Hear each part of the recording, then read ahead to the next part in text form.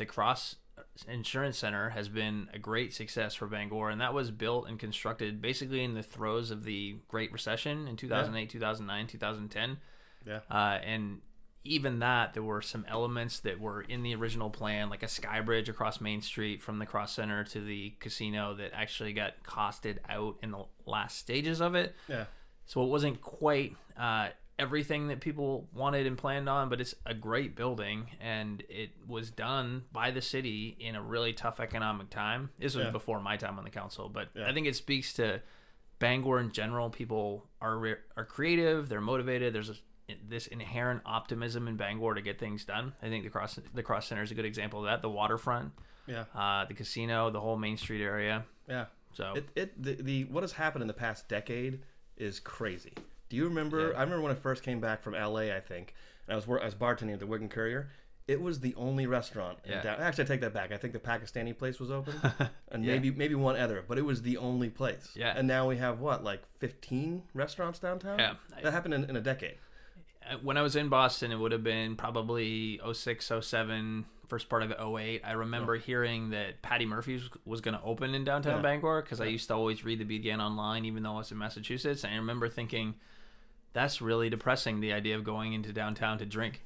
that was the perspective back then. Like, you'd go out to the mall area, or you'd go even out by Ground Round, and the idea of going downtown to drink. Downtown was a bunch of empty buildings. Yeah, it was like sad to think about doing that. Which is really ironic now, because I don't know how recent this article was, but I saw an article about the mall being auctioned off. That happened recently, right? Yeah. Like a few weeks ago or something? Just recently, yeah. Yeah, for $16 million, I guess. So I don't know who bought it or what they're going to do, but it's just funny to see that. And it's not just Bangor. It's all around the country that the downtown revitalization thing is happening. But I'm so glad it's happening. Like, it's incredible. Yeah, it wasn't by accident in Bangor either. It was pretty deliberate steps to rehab specific buildings, like where the Discovery Museum is and where the University of Maine Art Museum is and the building that Epic Sports is in. Yeah. The city pretty proactively tried to rehab those buildings to get viable things in there, and those have all been good cornerstones for downtown. And now there's all these residential units downtown on some of the upper floors.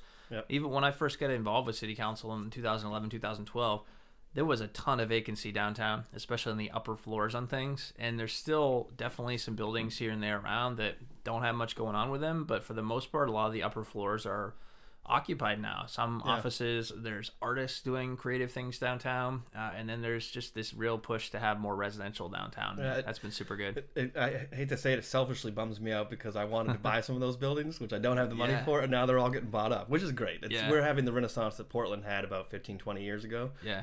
So it's about time. And it's great we have mutual friends that are buying buildings and doing things, making like luxury apartments. Yeah. And that whole block on Exchange Street now with Josh Gass doing Bangor Arts Exchange, which is amazing. I don't even know, anybody that's watching this, if you didn't know, we have a live music venue in downtown Bangor, Bangor Arts Exchange. And other things, they do other events as well. But once again, you picture downtown Bangor 10 years ago, like you said, you'd be like, do I want to go down there? Yeah. What? I think Spose is there this weekend, and that small to mid-size music venue was a missing piece for a long time. And that's a good example of people just making it happen. And the city incentivized it over time and supported development and growth, but it was really private entrepreneurs and people that wanted to make something like that happen. It's been great. And some of that spillover, I think, is going to positively impact the surrounding neighborhoods, like this 1st to 3rd Street neighborhood I'm super high on, because there's going to be some of that spillover from Main Street, from downtown, in terms of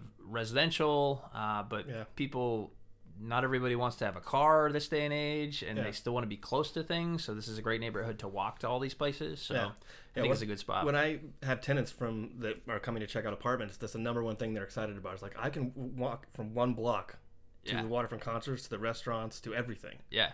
And this was what used to be considered the ghetto of Bangor, was 1st through 3rd Street. Now it's a coveted area. Yeah, there's a lot of Airbnb things happening in this neighborhood, for just let alone on concert nights. But I'm super high in this neighborhood, and with Bangor Savings Bank has this beautiful new campus there. They're going to employ several hundred people within a stone's throw of this neighborhood. That building's incredible. Yeah, it's going to be super positive, I think.